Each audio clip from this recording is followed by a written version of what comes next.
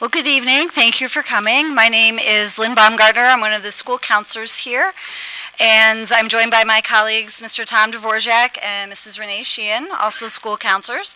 And this is really our kickoff event for juniors to start getting everyone thinking about colleges, and we're really happy to see a lot of students here tonight, so that's great. So tonight we have with us Mr. Drew Colberg, who is the Associate Director for Undergraduate Admissions at the College of St. Rose. And we will hear all about how to choose a college. Thank you. You're welcome. Thank you very much. Thank you, everyone. Good evening, everyone. All right. So I'm going to start off by saying I'm a parent myself. I've got a sophomore who is a high school student. And so I understand coming to these events how important it is to be timely and efficient. So I plan on, I usually plan on doing that. So I have a presentation. What I like to do is I like my presentations to be very interactive. So I am going to ask some questions. Typically when I do presentations, I really try to gear everything towards the audience.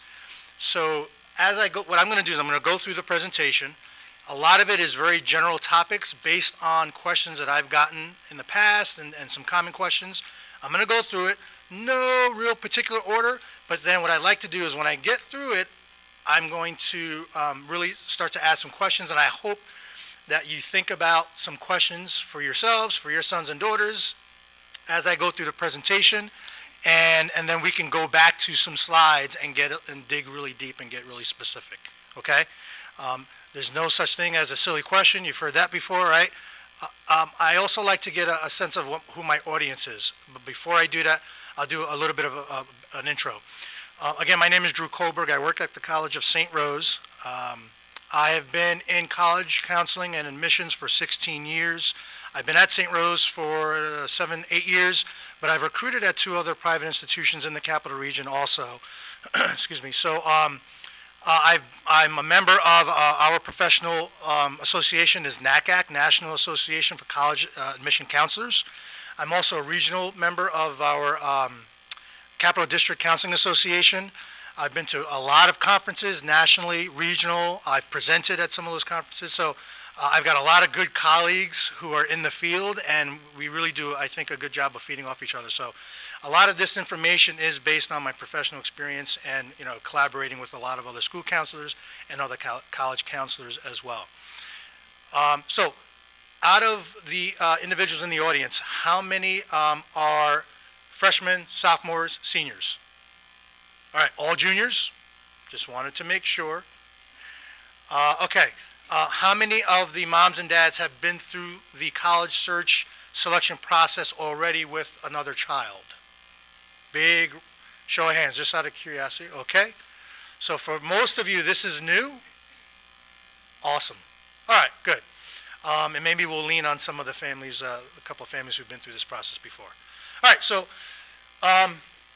the title of this presentation is How to Choose a College. You know, making it work for high school students and families. There's a reason why the work is emphasized. We'll come back to that. Okay. So I like to start off just how many of families in the audience have already started receiving mail, emails from colleges? All right. So then we're doing our job. That's good. So most of you, my sophomore daughter just got her first piece of mailing maybe about a month and a half ago. Sophomore, right? And so of course I've been doing this for. I'm thinking like, how did they, you know, get her information? And sophomore. So we actually have at St. Rose a sophomore track where if we get interest from a student, either at a college fair, a high school visit, and you'll see some of those on the list here.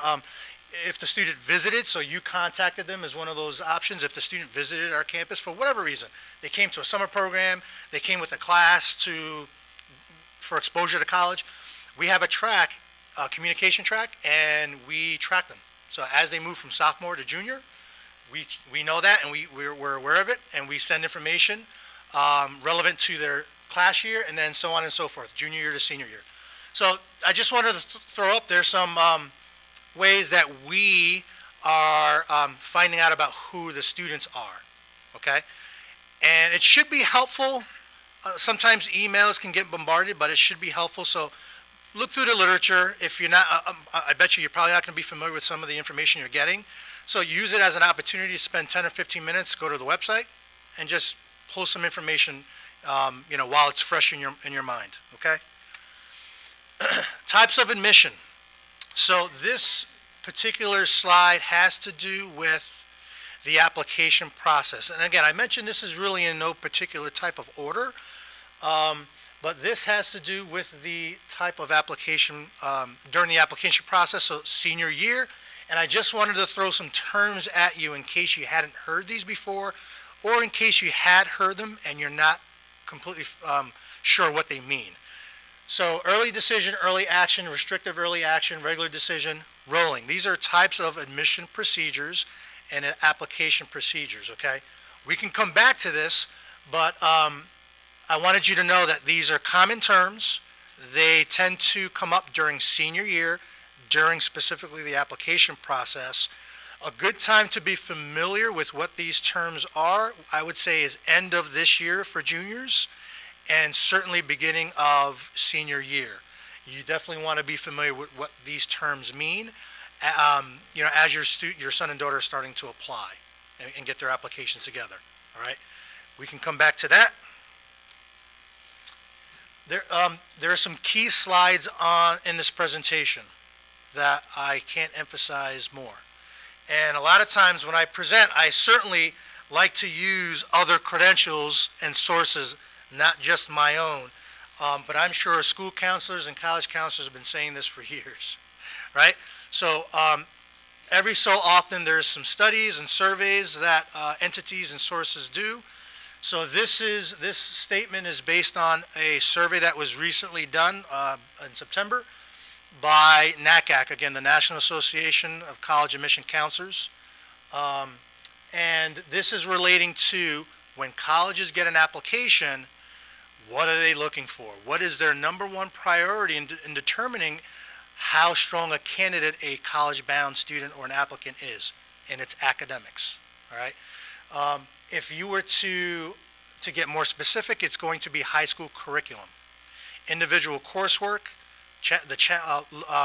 to what degree the curriculum is challenging, how does the student match up within their graduating class and their peers, and then and then in addition to that, standardized tests. All right. So I just wanted to read real quick, going back to that survey, to give you a little bit more specific information. And this is I'm reading right from the survey, the results. High school seniors applying to college, performance in core classes, and I'm going to talk about core classes, is especially significant, with 79% of institutions attributing considerable importance to grades in college prep courses. That's what I mean by challenging curriculum. With another 55% of colleges placing the same level of significance on admission test scores, standardized tests for first-time freshman applicants. Are there any students or parents in the audience of sons or daughters who are thinking they're going to go community college first and then transfer, just out of curiosity? Anyone thinking about that yet? Okay, so just out of curiosity, pertaining to transfer students, top factors for transfer applicants are their overall GPA at whatever prior secondary institution, so let's say the community college, all right? So again, it's still academics. That's the point of the survey and the results. So that comes back to what can you do starting today, moving forward, right? And what you should be thinking about is you should be really planning on working hard through your junior year and through your senior year. A lot of colleges will look at senior grades during the application process. So your schedule becomes very important, and whether or not you want to throw in college level classes, AP classes, university and high school classes, that's something that you should be considering. And it's going to be really important how you communicate with your school counselors and mom and dad to make those determining factors, right? Because everyone's different, right? Not everyone is ready to take an AP class or take a college level class, and certainly the subject matters a whole lot. So depending on your strengths and weaknesses, you have to decide on which subject might be right for you, and yada, yada, yada. So that's what I'm talking about in terms of curriculum. Standardized tests. So I'm going to go through these a little bit more specifically because some of these might be new. So as far as standardized tests, what I threw up on the slide was ACT, SAT, SAT2. Those are typically college-bound admission tests.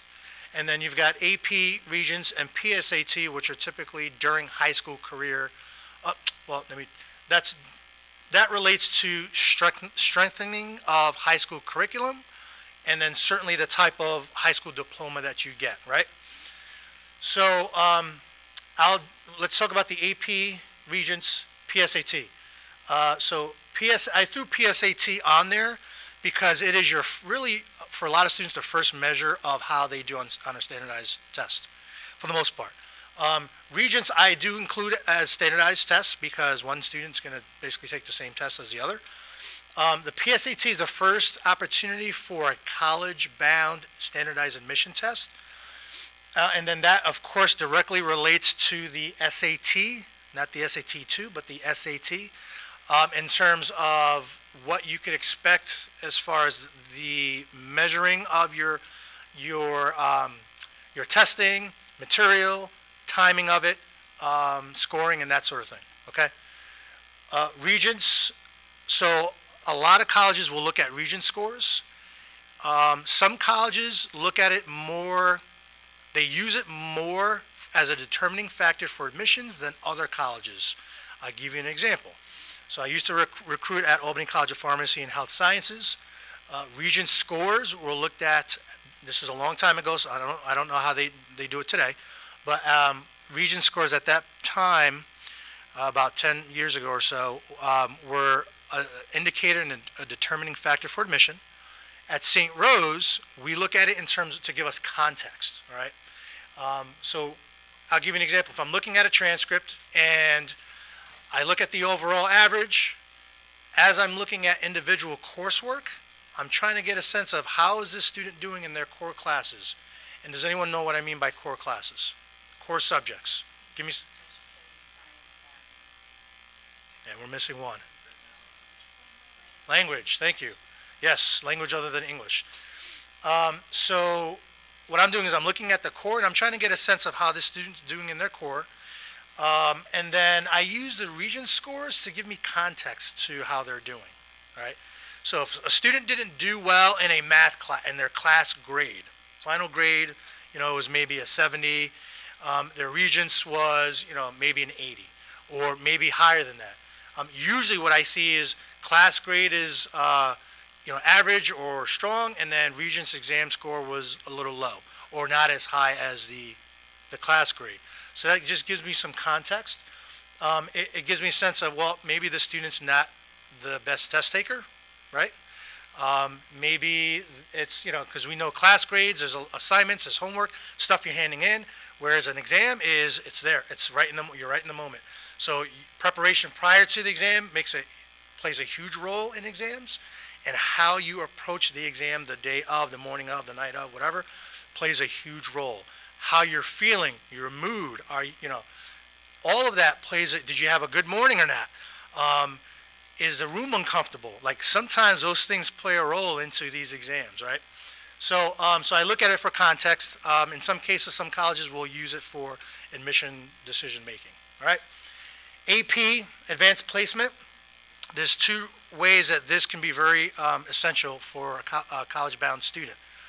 APs on a transcript gives us an indication of that their student is challenging themselves, right? So obviously, if they're adding APs in their schedule, if AP classes are in their schedule, then we get a sense of, okay, they're at least challenging themselves. Depending on their major, it also gives us a sense of depth of knowledge in that particular subject. all right? And then the other area is when a student chooses a college to eventually enroll at and to attend, if they've got college AP subjects in their transcript, now we're talking about the possibility of college credits being added to the college that they're attending, right? So a lot of colleges will honor AP subjects depending on the AP exam. So I put it up here to indicate the exam, right? And a lot of colleges will consider advanced, it's called advanced standing, your proficiency in that subject based on how you score on the AP exam.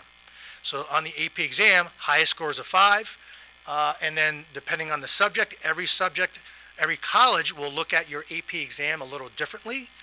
Give you an example. So at a specialized health institution like Albany College of Pharmacy and Health Sciences, at the time, they might look for a 4 or 5 in a biology or math, whereas a liberal arts college may look for a 3 on the exam to consider credit. Okay, so the AP exam scores matter a whole lot in determining credits transferring to the college, or I'll use the word transferring.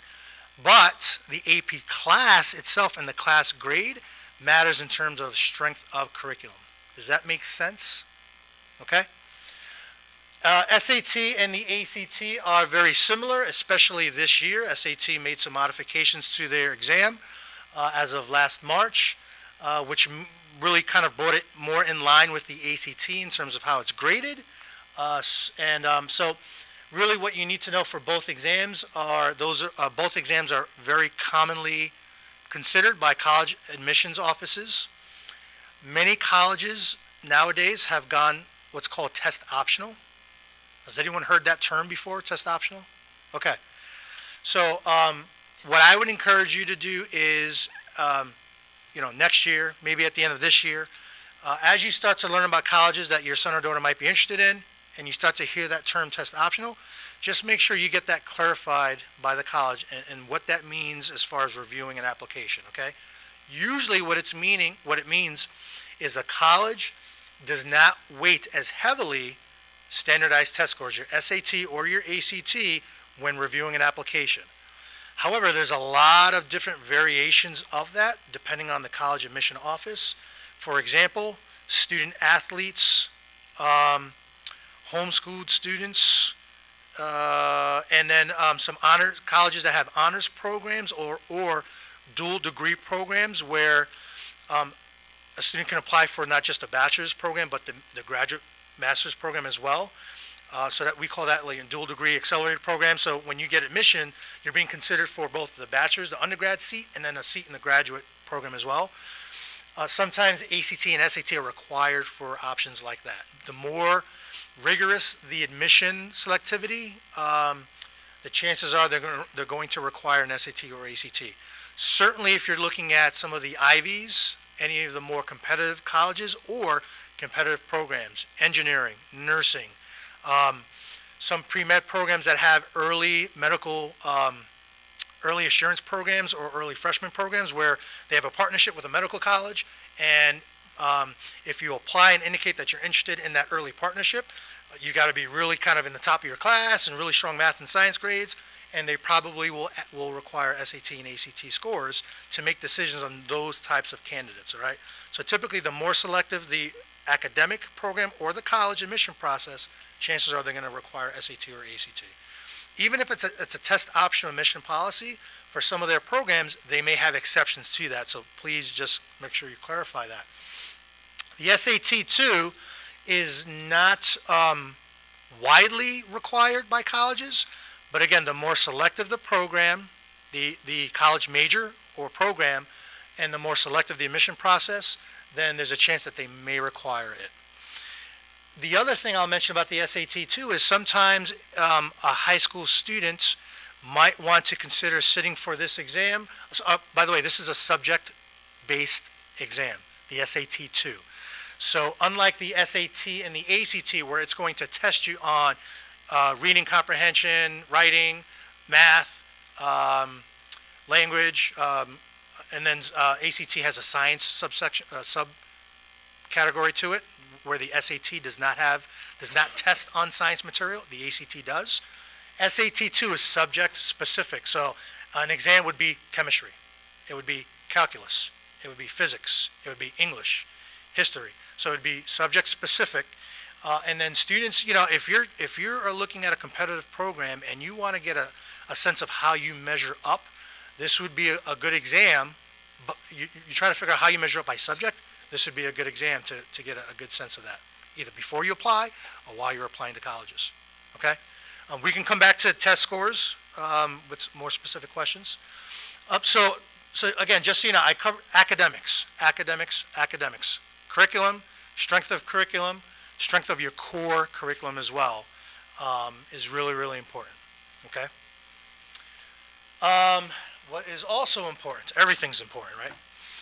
So what's also important in determining how to choose a college is personal profile. So this is really, if students haven't started doing this, and it's not uncommon for students to not have started doing this, is to really get to know themselves. How do you advocate for yourself? If you're going on a college interview, if you're putting a resume together, if you're doing an essay, how do you choose a topic to talk about? How do you advocate for yourself? How do you portray a profile? Who are you? One of the best ways to start at that question is, is down here. How can I spend my time in a way that leaves a lasting positive impression, right? So I get questions. So basically, for students to figure out who they are, what you're going to put on a resume, when you interview, what you're going to talk about in terms of yourself, is how do you spend your time, right? And I spend years and years and years talking to students in my office, at high schools, at colleges, talking about how they spend their time. And I'm not just interested in academically. I'm interested in what students are passionate about. I'm interested in what you do, what you enjoy doing for fun.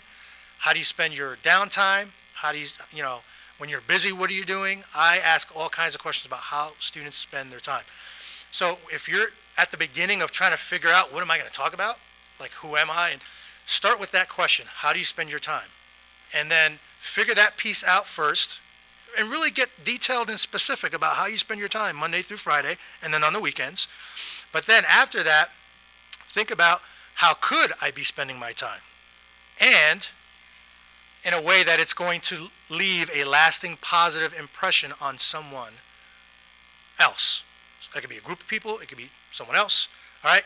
So this is a really good way to approach this if you haven't started doing that already, okay?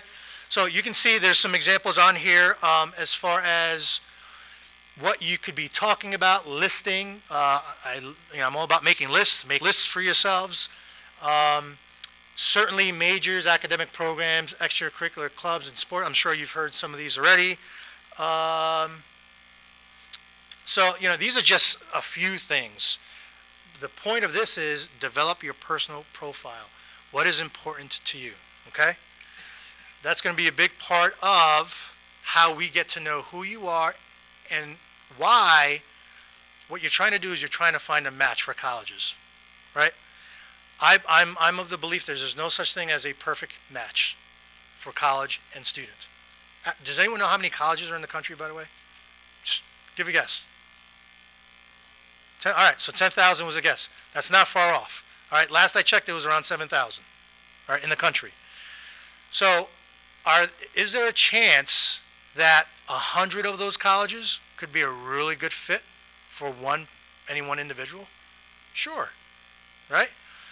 So you're not going to be looking at 7,000 colleges, right, to make your decision. A lot of it's going to be based on this next slide. Close to home, far away, public, private, cost, right? So the way to, in my opinion, to approach this is don't look for the perfect scenario. Look for a scenario that you are going to feel comfortable in, that you think you're going to be able to really blossom in. But then be prepared to make the best of whatever the environment or scenario turns out to be.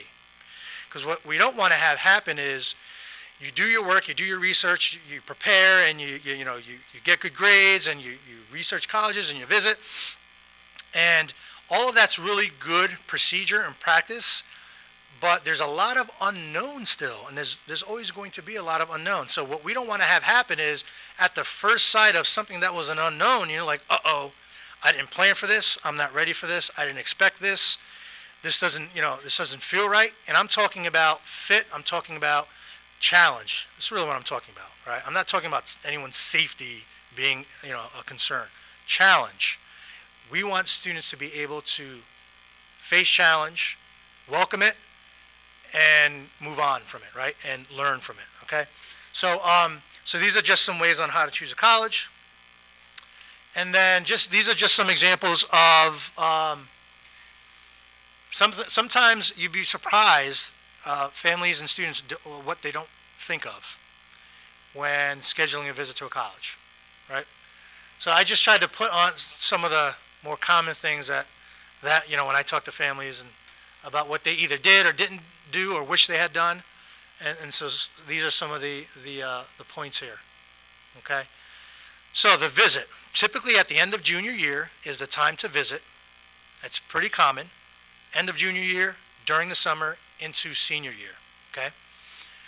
I mentioned that juniors should be working hard. You should be doing that already, right?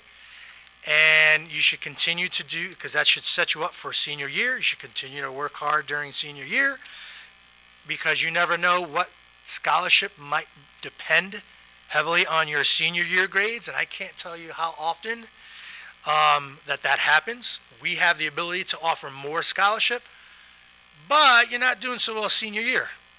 Or students that are doing well, they are staying consistent, their grades are the same or better, and it bumps them into a different scholarship bracket because of their senior work.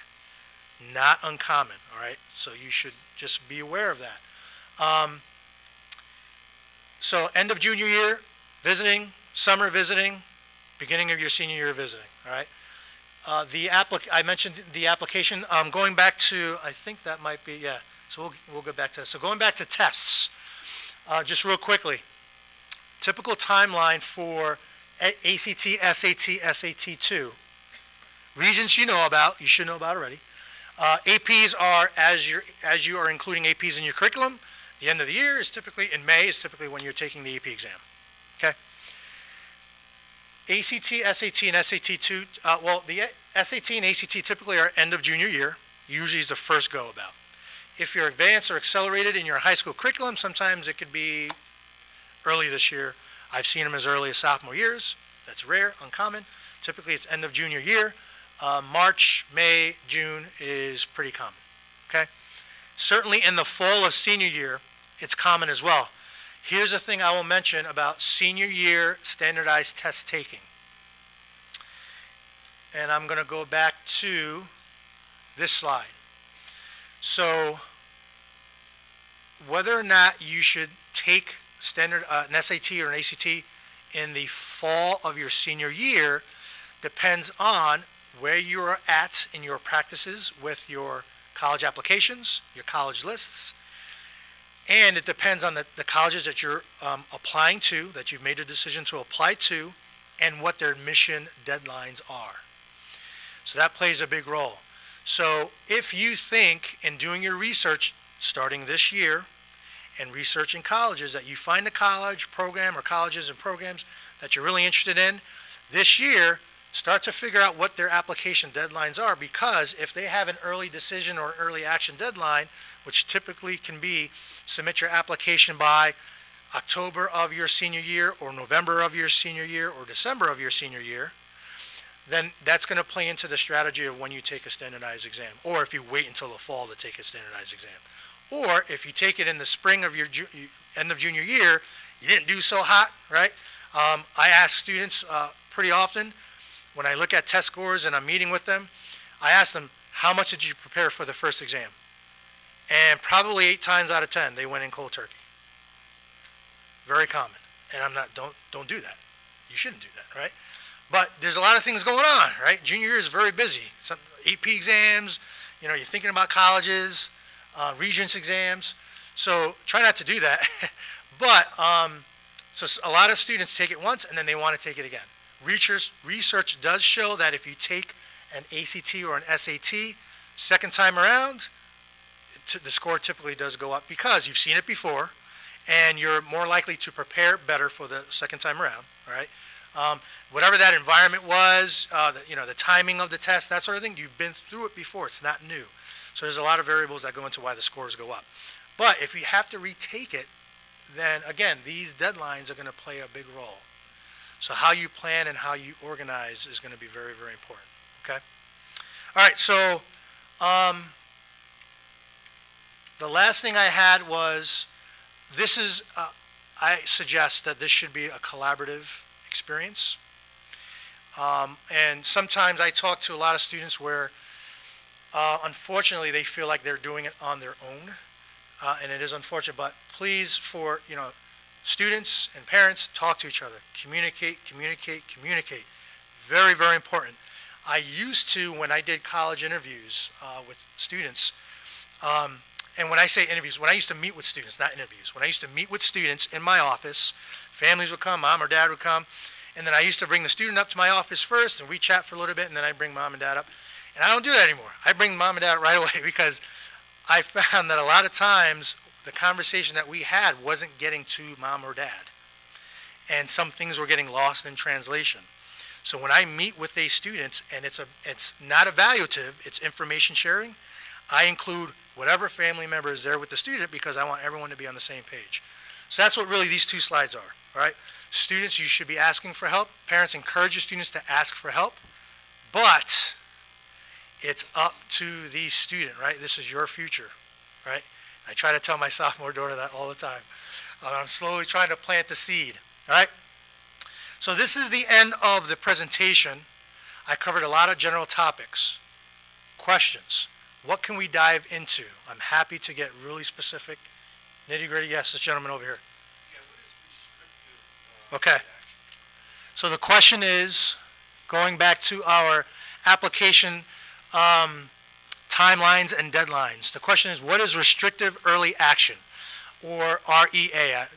So restrictive early action is similar to early action, and I have to explain what early action is. And then when I explain early action, I have to explain what early decision is, right? So early decision is a early application process. Typically, colleges have a deadline of either October or November or December during senior year to get your application in. Early decision is a binding agreement with the student, family, high school counseling office. And so typically it's used for the student to let the college know that you are my number one choice. And I'm indicating this is a student-reported procedure. I'm indicating that I'm applying early decision to your college because you're my number one choice. So if you accept me, that's where I'm going. That's how early decision works, right? Early action is also an early application process without the binding agreement, okay? So you can apply to multiple colleges early action. Typically, early decision is a one college process only, right? Restrictive early action is a combination of both. Restrictive early action is early action, non-binding process, but the college has the right to prevent students from applying early decision to other colleges. How do they know that? I have no idea. But and typically restrictive early action is a typically Ivy League school thing. So if you go to Stanford's website, you go to Harvard's website, you go to Notre Dame's, I was on Notre Dame's website, and that's what restrictive early action is. And of course I'm reading it and I'm thinking to myself, so how do you know if a student applies early decision to another college, right? But that's what, again, this is an honor system. The binding process that's with early decision and, early decision, it's an honor system, right? There's no, and I get questions, can you take legal action? Can the college take legal action if you apply early decision and then you don't enroll? So no, but it does sometimes create a stain with the high school counseling office. And, So typically the out of an early decision process is financial aid.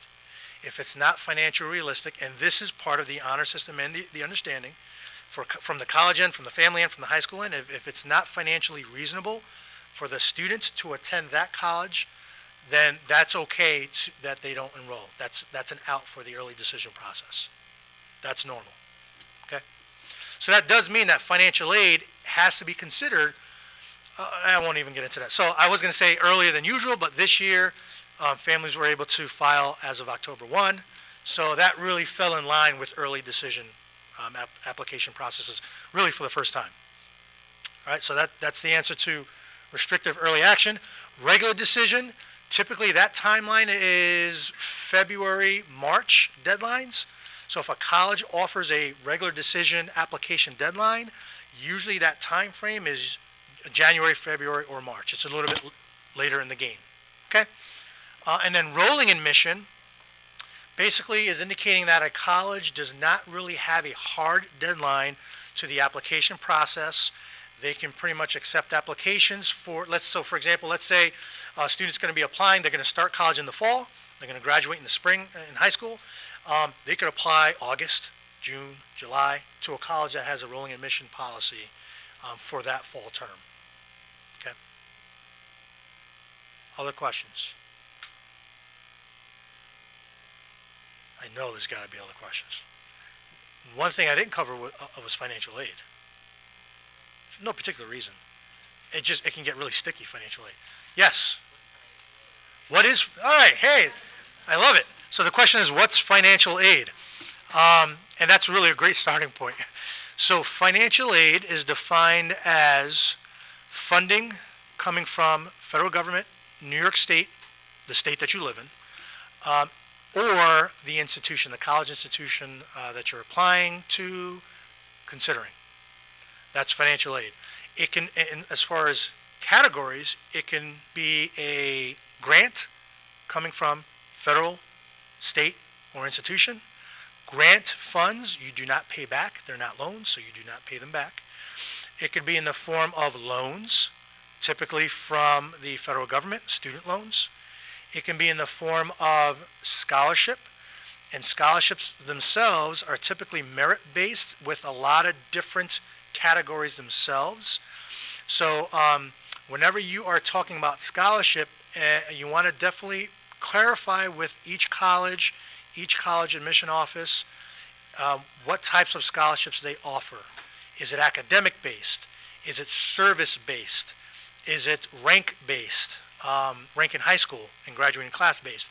So they can be, there's a lot of variations to scholarships, and scholarships can come from a lot of different sources. And again, this is money you don't pay back, right? They can come from businesses, organizations, certainly the college institutions themselves, that's the most common. They can come from philanthropists. They can come from, and I'll just leave it at that, right, to give you a general idea. Also, scholarships, different scholarships have different timelines and criteria attached to them. So, for example, some service scholarships have specific amount of hours that you would have had to have served. Sometimes it's really specific. Sometimes it is in the... Any other police receiving? All right. I thought you guys were close. Hasn't school ended? So sometimes the criteria can be very specific. Sometimes it can be demographic based. All right. So so just know that ahead of time. Also, criteria. Sometimes it's based on an essay. Sometimes it's based on documentation of your hours, either worked or volunteered. Sometimes it's ethnicity based. First generation to college based. So it's just, there's a lot of variations to scholarships. So make sure you do your homework on those, okay? I'm leaving, and work study. So back to what is financial aid. Another category of financial aid is work study, employment. So work study is typically where students are allowed to work on campus in a variety of offices or areas of the college campus, and you're getting paid, there's an account or a pool of money, either from the federal government or from the institution itself, that is distributing the funds based on the hours that you work. Work study means that you can work in a college office or area and do work also during those hours, do schoolwork during those hours. That's what work study is. Okay. So that's really, in a general sense, what financial aid is. You're going to hear terms like need-based financial aid, which is, when you hear need-based, it's going to be based on household income. It's not the only basis for financial aid. Please know that. Some colleges can offer, like I said, scholarship based on academic achievement, whether you file the FAFSA or not, and other types of scholarships. But if you want to be considered for the maximum amount of financial aid, you really should plan on filing a FAFSA, which is the federal application for free application for federal student aid. That is the universal application for federal government aid, and that typically triggers the financial aid process during the college search process. All right. Yep. Is there a particular book or guide or website you recommend as a starting point? For just this process in general. So the question is there a source, any type of source, a website, a book, a guide for this process, generally speaking?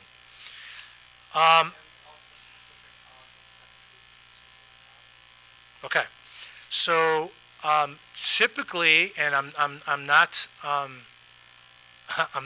playing teacher's pet here. Typically, my first direction is to the school counseling office, but really, that's why that entity exists, right? Because they have a lot of resources and sources that they will share with students and families for that very question. Where do I start? Where do I begin? Naviance is a great program, a great software program to help students in starting this process. I believe it links up to some other sites. Does it link up to College Navigator? Maybe not? Okay. So there are sites beyond sites that you can go to. College Navigator is one of them. College Board is another. College Board is the entity that administers the SAT and AP exams, SAT 2 exams, yada, yada, yada. College Board is another site. So there's a whole bunch of sites. Here's the thing I will suggest as you are using these sites. At the very end of it, please check directly with the college admission office individually, because some college admission offices or colleges are not really good about maintaining some of that information and on a timely basis, and sometimes that information changes quite often. All right, so it's okay, go to those sites, and use it as a indicator, but please bounce it off of the school counseling office in the high school, bounce it off of college admission offices as well, and that sort of thing. Would that be the same thing for testing criteria? Meaning that if I have an SAT score of X, do I have to look at that? Because when you get that realistic product. Yep. Okay, so the question I think is in relation to the competitiveness of a student's SAT or ACT scores. How do you understand that? How do you know how that stacks up during the college selection process? So one of the best ways, first starts for that. If you when you're going to take tests, or you've taken a test and you get your scores back and you're trying to figure out what does this mean, right? The College Board for the SAT and then ACT, the ACT website for the ACT, does a really good job of giving you an indication of where you stand in comparison to the nation and in comparison to other demographics with regards to the scores, right? And then if you want to find out more specifically what does it mean for specific colleges, you can ask the specific colleges, right? So some colleges are really candid about talking to students about their scores, how it stacks up. Sometimes it's right on the website in terms of the competitiveness. Again, your school counseling office is going to have a really good sense of that, because they would have been working with students in the past who have gone to College X, College B, College X, College B, and they have a pretty good sense of, they'll know if the student got in, if they got in, did they get a scholarship, so for the most part, they have a pretty good indication of that as well. So somewhat the same response for your question about the tests as it was for the general, where to go for sources. But again, College Board and ACT do a pretty good job of giving the student a sense of where each of those sections stack up in terms of their performance. Follow up with that, the Naviance program, students last year as a 10th grader created this Naviance account, career institute part of that. And that was kind of a one-day thing. The juniors and seniors use this Naviance program as a college admission information set. As a senior, you use it as part of the application to get data to the colleges, but as a junior, it's a resource. Not only did you see, okay, you can see the national data with SAT scores, grade point averages, and things like that. There's a chart with just Gilderland students it's going back. So we got a lot of data. Maybe University of Wisconsin might not have it. But institutions like College of St. Rose Right. and the other colleges locally in distance from university, you would see a chart and you could see basically how are our students kind of sized up and how do I compare with the bulk of students who apply to our schools or went to the year and were they accepted or they rejected. Or as a but that's a huge resource that you don't have. Usually, seniors forget that they have to get and then they like, okay, how do I get in? Well, most times we suggest that you use buildschools.net email as your username. And you create a test. 99% of the time, I was like, if I give you that much, what password would you use last December as a 10th grader? And they did. And not the first try, second try, because I let it go when we got 9,000 different passwords. The students like, oh, I use the same one for this, and it's usually a simple, not complicated, but it is something that you'll be able to get back into, and it's a huge resource. So just as a follow-up to Drew's, like that's some specific thing that we have at our school. Question, to follow up on that. You said you have something that shows how Gilderland students compare to getting into school. Do you have something that shows how Gilderland students compare to getting scholarships, any of the different scholarships? Not that sophisticated. I mean, there's a scholarship search to that. The scholarships, as Drew mentioned, it's all over the place. It could be your athletic ability to your proficiency in playing the clarinet. And so it's not as black and white as directly as an SAT score and a grade point average. But that gets a little bit more complicated for Gilderland students. I was just going to share, in the wintertime, we are going to have another program for you. It's going to be an overview to four-year colleges, private, the SUNY system, and a financial aid overview. So that'll be coming to you in the wintertime. I want to thank Drew for all his wonderful advice that he's given us tonight. He's happy to stay and answer any questions, individual questions that you may have, but we'll see you in the wintertime. Thank you. Good luck.